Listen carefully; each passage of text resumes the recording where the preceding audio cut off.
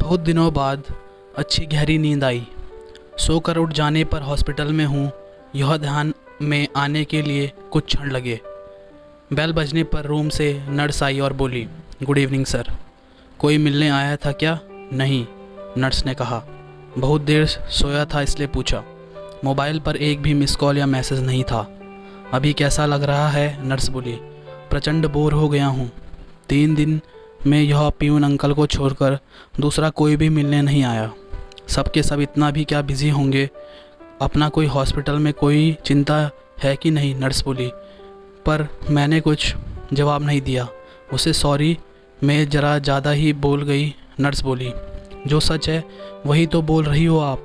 मैंने कहा, blood pressure check करते समय तो 2-3 टाइम सॉरी बोलकर नर्स चली गई।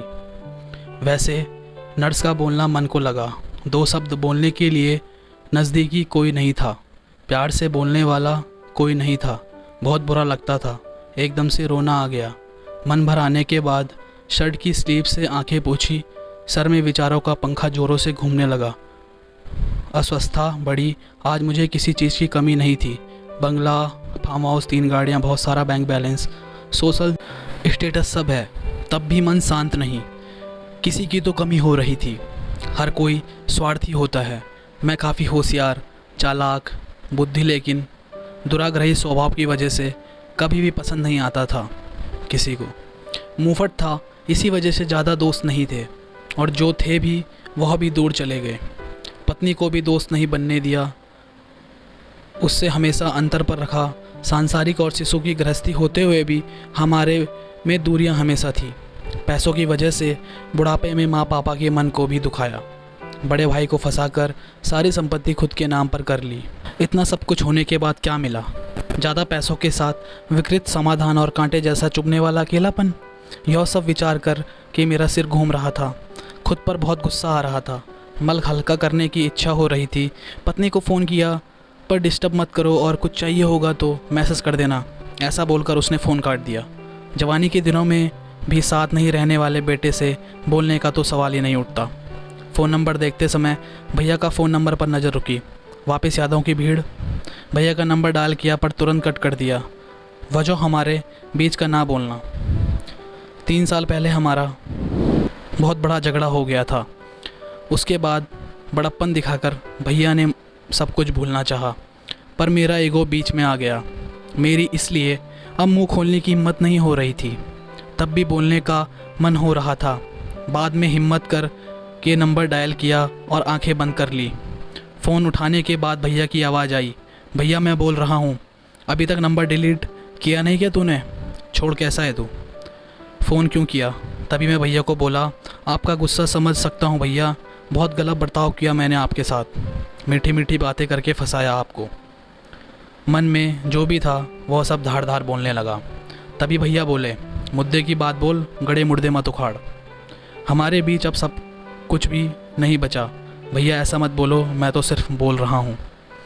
आप तो पैसों के कारण भटक गया था। मैं भैया, भूल हो गई मुझसे, बंटवारा हो गया, अब कुछ भी बचा नहीं, मुझे माफ़ कर दो, मैंने बोला।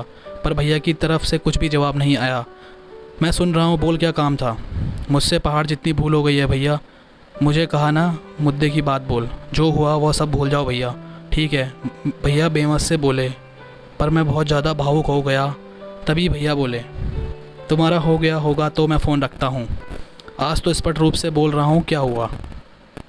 तभी मैं बोला, हॉस्पिटल में अकेला पड़ा हूँ भैया। क्यों, क्या हुआ? भैया की आवाज़ एकदम से आई, बीपी बढ़ गई है, चक्कर आ रहे थे, इसलिए भर्ती हुआ हूँ। डॉक्टर ने आराम करने के लिए कहा है। तभी भैया ने पूछा, साथ में कोई क्या है तुम्हारे? कोई भी नहीं है। दिन में 2-3 बार पत्नी और बच्चे वीडियो कॉल करके अपना कर्तव्य निभा रहे हैं। जो बोया वही पा रहा हूँ। मैंने उसके साथ भी ऐसा ही किया था। कभी भी प्यार के शब्द बोले नहीं, सिर्फ व्यवहार देखा। स्वार्थ के लिए रिश्तों का इस्तेमाल किया और तोड़े भी। अकेलेपन से आंखें खुल गई। मन भर आने से फ़ोन कट कर दिया और अंधेरा करके बिस्तर पड़ गया। कुछ देर बाद नर्स आई। लाइट लगाकर हाथ पे कागज़ में कुछ रखा था, वह नर्स ने मुझे दिया। उसमें से मस्त खुशबू आ रही थी। जल्दी जल्दी उसे खोला तो उसमें भुनी हुई मूंगफली थी। वह देखकर बहुत खुशी हुई। ज़रूर भैया आए होंगे। कहाँ है भैया? मैं यहीं हूँ कहकर भैया सामने आए। हम सगे भाई 3 साल बाद एक दूसरे से मिल रहे थे। दोनों के मन की विचित्र अवस्था हो गई थी। दोनों एक दूसरे की ओर एकटक देखे जा रहे थे। अपने आप मेरे हाथ उनके सामने जुड़ने लगे। गुस्सा साइड रखकर तुरंत मिलने के लिए आए भैया। क्या करूं, तुम्हारा फ़ोन आने के बाद रहा नहीं गया मुझसे, उन्होंने कहा। जो हुआ सो हुआ, अभी उसका विचार मत कर। आपको गुस्सा नहीं आया भैया? बहुत आया, पर आज तुमसे बात करने के बाद पूरा का पूरा गुस्सा बहकर चला गया। तुम्हें पसंद भुनी हुई मूंगफली ले ली और जल्दी यहाँ आ गया। भैया मैं आगे कुछ नहीं बोला। भैया ने सर पर प्यार से हाथ फेरा, तब बहुत शांत लगा। गुस्सा कभी भी रिश्तों से ज़्यादा बड़ा नहीं होता। पुरानी बातों को चिपक कर रहने का दर्द खुद को ही ज़्यादा होता है। एक बात हमेशा ध्यान में रखना, हमारा रिश्ता मजबूत फेविकोल का जोड़। भैया बचपन में देते थे वैसे ही मूंगफली के दाने छिलकर मुझे देकर बातें कर रहे थे। वह भुने हुए दाने का स्वाद अफलातून था। अनजाने में कचरे के डब्बे पर ध्यान गया। उसमें मूंगफली के छिलके की जगह मेरा ही ईगो मुझे दिख रहा था।